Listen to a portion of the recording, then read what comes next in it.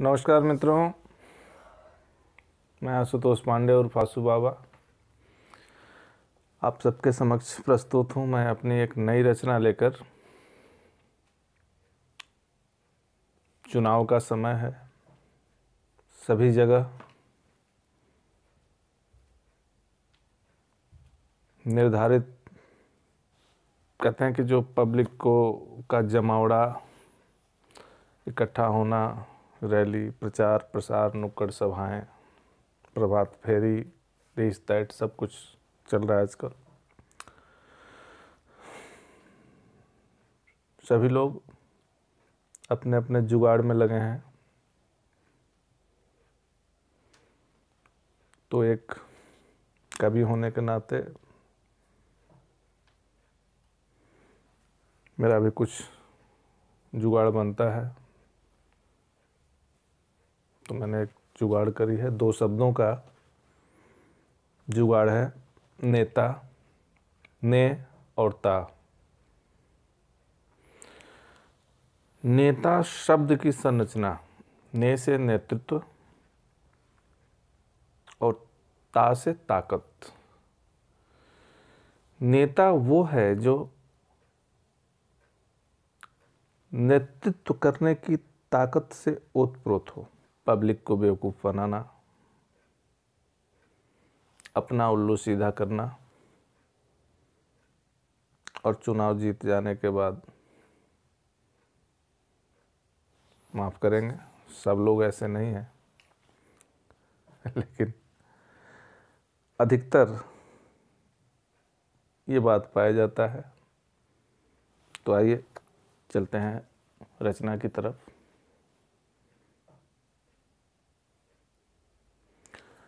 आज बिगड़ल बादशवा के रीत हो, केहू कैसे कर के करो से प्रीत हो, केहू कैसे कर के करो से प्रीत।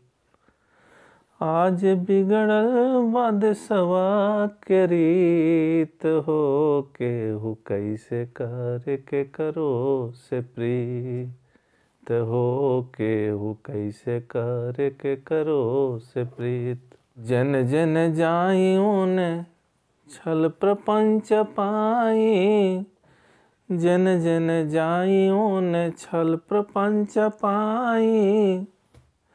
श्रद्धा के फूल अपन लाते धंगवाई, श्रद्धा के फूल अपन, श्रद्धा रूपी फूल,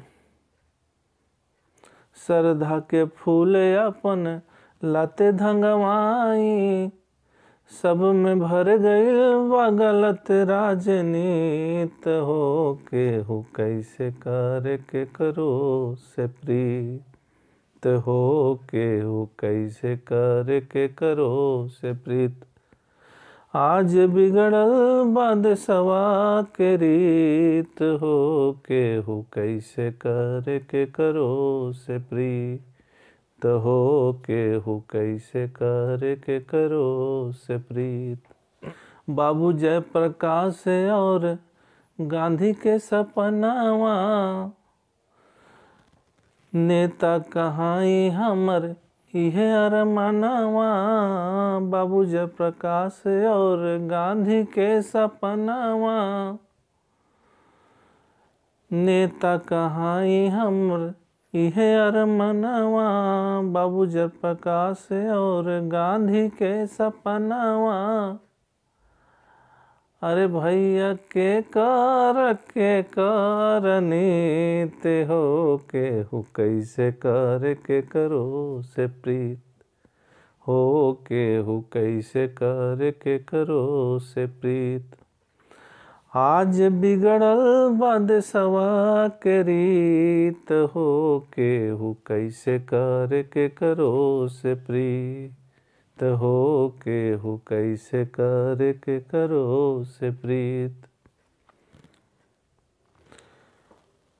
अब आई, ने से नेतृत्व होला ता से तकतवा, ने से नेतृत्व होला ता से तकतवा।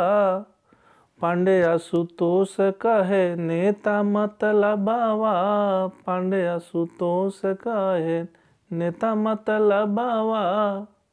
जब जब ताकते न बाँचल नेतृत्व हो, केहू कैसे करे के करो से प्रीत। जब ताकते न बाँचल नेतृत्व हो, केहू कैसे करे के करो से प्रीत हो, केहू कैसे करे के करो से प्रीत। आज बिगड़ल बा देशवा के रीत हो, केहू कैसे करे के करो से प्रीत हो, केहू कैसे करे के करो से प्रीत। धन्यवाद। फिर भी हमें मतदान तो करना ही है, सोच समझ के, बड़े बुद्धि विवेक के साथ, सब कुछ देखते हुए आप अपना मत का प्रयोग कीजिएगा। धन्यवाद। जय हिंद, जय भारत।